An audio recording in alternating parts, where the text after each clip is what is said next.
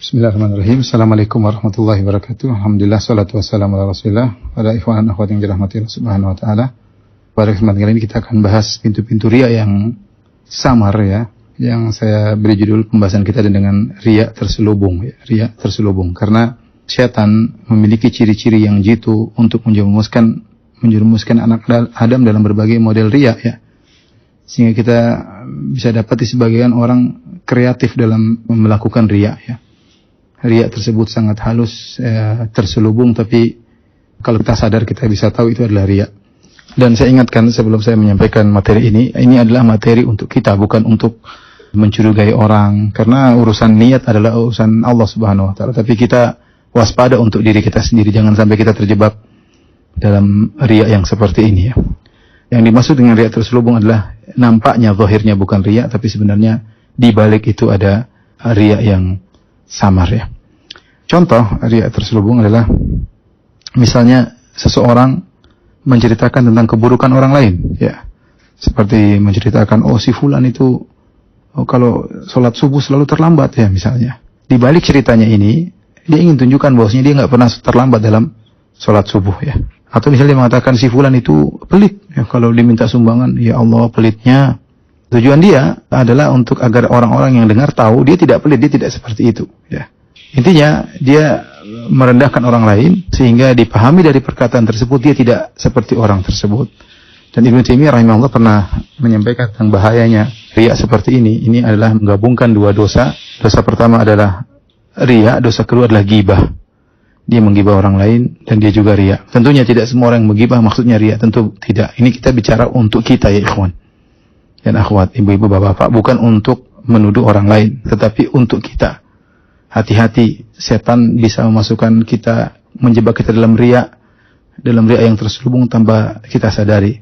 Kita ingin orang memuji kita dengan cara kita merendahkan orang lain.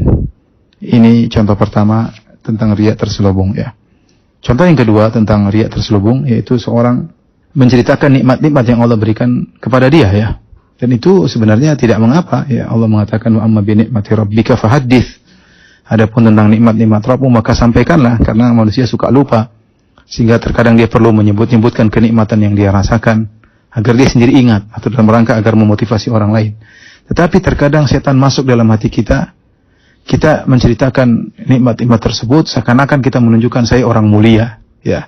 Sehingga Allah memuliakan saya, berikan saya kemudahan ini, kemudahan anu. Bukan untuk bersyukur, tapi untuk angkuh. Untuk pamer bahwasanya saya adalah seorang yang soleh. Dimudahkan dalam urusan-urusan ya. Seandainya kita ungkapkan nikmat-nikmat tersebut dalam rangka bersyukur, semakin merendahkan diri kita kepada Allah, kita ini bukan siapa-siapa. Kalau Allah tidak tolong kita tidak bisa apa-apa, tentu itu baik. Tapi terkadang setan masuk dengan cara yang halus. Sehingga kita terpedaya, kita menyebutkan nikmat-nikmat tersebut, ternyata agar orang-orang muji kita bahwasanya kita adalah orang yang soleh, orang yang bertakwa, dimudahkan urusannya oleh Allah, dan itu berbahaya. Ini adalah riya terselubung ya. Di antara model riya terselubung ya adalah seorang memuji gurunya dengan pujian setinggi langit. Oh guru saya masya Allah begini-begini, orangnya hebat, orangnya anu, orangnya suka nangis, orangnya hafalannya banyak, orangnya bertakwa. Muji selalu dia dalam majelis-majelisnya memuji-muji gurunya ya. Ternyata di balik itu dia punya niat.